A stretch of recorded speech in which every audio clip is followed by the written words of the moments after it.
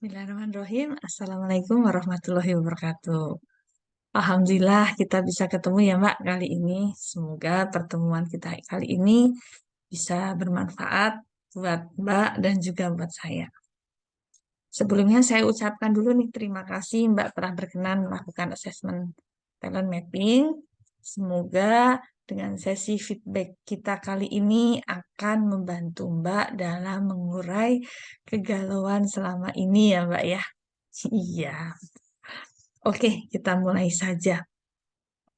Agar kita lebih nyambung nih diskusinya, mungkin Mbak bisa memperkenalkan diri dulu dan membagikan gambaran apa yang membuat Mbak merasa galau. Kemarin kan kita baru komunikasi ya lewat WA. Nah, mungkin lebih enak kalau Mbak bisa cerita langsung. Oke? Ya, silahkan ya Mbak ya. Ya, terima kasih Mbak atas perkenalannya, ceritanya. Masya Allah ya Mbak ya, perjalanan sehari-hari Mbak ini memang yang Mbak alami ini luar biasa sekali. Masya Allah. Allah memang memberikan ujian itu seperti sesuai lah dengan kemampuan kita. Tapi ya kadang-kadang ya terfikir pasti ya Mbak ya, kalau boleh milih kita ini nggak usahlah dikasih ujian berat supaya kita hidupnya gak nyantai. Bener gak sih, Mbak? Ya, ya, saya paham itu, Mbak. Tapi ya balik lagi ya, Mbak, ya kita kan nggak bisa milih gitu. Jadi ya kita jalani. Nah, nanti mudah-mudahan dengan feedback ini kita bisa tahu sebenarnya apa yang menjadi tujuan Allah untuk menghadirkan Mbak di dalam muka bumi ini. Begitu juga saya juga banyak belajar. Insya Allah mudah-mudahan di feedback kali ini Mbak juga bisa menemukan arti dan tujuan hidup kita Mbak dilahirkan di muka bumi ini. Oke, ya.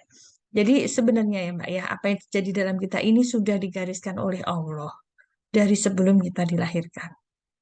Dan jika pertanyaan Mbak tadi, apa iya kita ini hidup cuma disuruh ngurusin anak berkebutuhan khusus tiap harinya?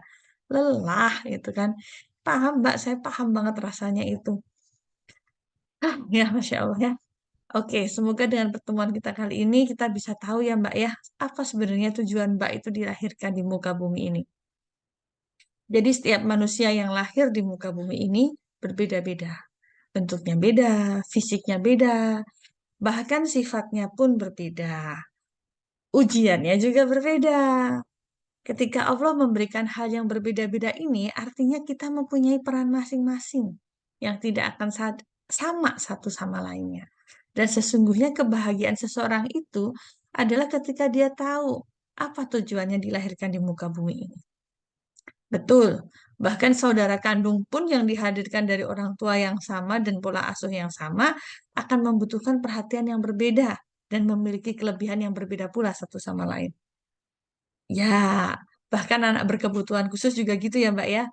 Yang satu dengan yang lain berbeda. Betul, betul, betul. Menarik ya. Oke, jadi apa sih sebenarnya talent mapping itu? Talent mapping itu adalah sebuah alat atau program yang digunakan untuk pengukuran bakat dan potensi kita. Sampai sini udah kebayang? Masih sulit ya, nggak apa-apa. Jadi yang dikerjakan Mbak kemarin itu adalah program itu, alatnya, ya. Nah, sekarang kita ngobrolin bakat. Sering ya kita dengar bahwa setiap manusia memiliki bakatnya masing-masing. Bakat itu sebenarnya apa? Bener, bakat itu kayak musik, tari gitu ya. Cuma yang Mbak sebutkan tadi itu adalah bakat, ragam bakat dari aspek fisik. Betul. Jadi memang kayak gini kan ya waktu kita disebutkan misalkan ada saran nih, udah mungkin waktunya akademik ditinggalkan saja, sudah kita prioritas cari bakatnya. Bener nggak? Ya, itu bakat fisik Mbak. Yang misalkan kayak olahraga, itu bakat fisik. Masih ada lagi namanya bakat dari aspek kepribadian. Nah, bakat dalam talent mapping ini adalah pola pikiran, perasaan, dan perilaku yang berulang-ulang, alami, dan dapat dimanfaatkan untuk produktivitas. Setiap orang memiliki 7 bakat dominan yang menjadi sumber potensi kekuatan diri. Tuh. Jadi Mbak punya, saya juga punya 7 bakat dominan itu. Jadi bisa disimpulkan bakat adalah sifat yang dapat dimanfaatkan untuk produktivitas. Inilah yang disebut setiap manusia itu unik, Mbak. Mengemban tugas berbeda-beda dan bakatnya yang semakin tajam akan semakin produktif dan membawa manfaat untuk orang lain. Mungkin bingung lah ya Mbak ya, misalkan suka melakukan sesuatu itu apa itu bakat? Jadi sebenarnya ciri-ciri bakat itu nagih, selalu muncul, mudah dipelajari, muncul kepuasan ketika diekspresikan, mudah mengalir, sering lupa waktu, langsung bagus sejak awal. Gitu. Sampai sini ada pertanyaan? Ya, jadi bisa disimpulkan kalau 7 bakat dominan itu adalah potensi kekuatan. Kekuatan adalah kegiatan yang disukai dapat dilakukan dengan mudah, hasilnya bagus, menghasilkan manfaat, easy, enjoy, excellent, dan earn. 4E. Mudah, menikmati, terus keren, sempurna, dan menghasilkan sesuatu. Menghasilkan itu tidak harus duit ya, tapi ada juga keberhasilan gitu. Yang ideal kita lakukan fokus pada kekuatan dan mensiasati kekurangan. Jadi jangan dibalik. Kalau orang-orang kebanyakan adalah ngatasin kekurangannya, tapi lupa sama kelebihannya. Nah itu, kita fokus pada kelebihan saja. Mengatasi kekurangannya. Oke, sampai sini sudah paham ya apa itu bakat, apa itu potensi kekuatan, dan apa itu kekuatan. Sekarang saya lanjutkan dengan penjelasan tentang proses assessment talent mapping yang telah kita lakukan. Beberapa hasil asesmen yang penting itu ada urutan bakat, peta bakat, potensi kekuatan, peta kekuatan, dan strength tipologi. Oke, kita bahas satu-satu. Mungkin kita bahas yang 3 di awal dulu lah ya, daripada Mbak pusing nanti ya. Oke, urutan bakat. Jadi nanti kita akan lihat, coba Mbak coba buka yang di bagian urutan bakat, punya Mbak sendiri. Ya, oke, bakat dominan itu ada 7. 1 sampai 7. Bakat mendukung itu ada poin 8 sampai 14. Bakat lemah itu ada di poin 77 terbawah. Jadi poin 28 sampai 34. Itu urutan bakat. Jadi bakat Mbak yang paling keren itu adalah 1 sampai 7, yang paling dominan. Iya, benar. Nah, bakat lemahnya itu yang 28 sampai 34. Lucu ya kalau baca ya. Oke, nanti kita bahas ya. Nah, peta bakat ini warna merah itu bisa kelihatan tuh kalau dari gambar. Warna merah itu bakat 1 sampai 7, kuning itu 8 sampai 14. Nanti yang hitam di bakat 28 sampai 34.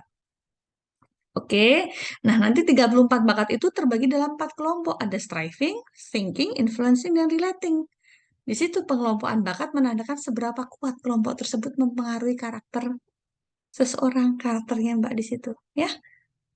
Oke, nah dari potensi kekuatan di sini dibuat berdasarkan 7 bakat dominan dan 7 bakat berikutnya yang mempertimbangkan pengaruh dari bakat yang di bawah gitu. Jadi kalau pengaruh di bawahnya kurang oke buat yang di dominan ya akhirnya nggak munculnya bukan potensi kekuatan yang ini gitu. Jadi bagus ya. Wah, menarik ya. Oke. Jadi muncullah 14 rekomendasi aktivitas yang paling bagus dilakukan. Tuh, Mbak. Oke, dari situ dulu udah terasa lebih ada harapan ya, ada harapan untuk melakukan sesuatu. Oke, nah kalau strength cluster map ini, oke kita bahas kalian aja. Itu ada PSP dan ada PSS. Nah, PSP itu bisa gampangnya kita sebut sebagai bakat dan bakat seseorang. Dan PSS itu adalah minat atau pengakuan individu. Bisa aja Mbak merasa aku bisa seperti ini, tapi ternyata itu adalah minat gitu. Tapi bukan bakat gitu Mbak ya. Tuh, dan selanjutnya adalah strength typology. Nah, di sini bisa dilihat itu ada 30 apa kekuatan produktif yang selanjutnya bisa menghasilkan personal branding. Oke, sampai sini udah tambah penasaran. Baik. Jadi inilah ya opening pertemuan kita kali ini sebelum kita langsung menuju pada hasil asesmen, Mbak. Ada yang ditanyakan?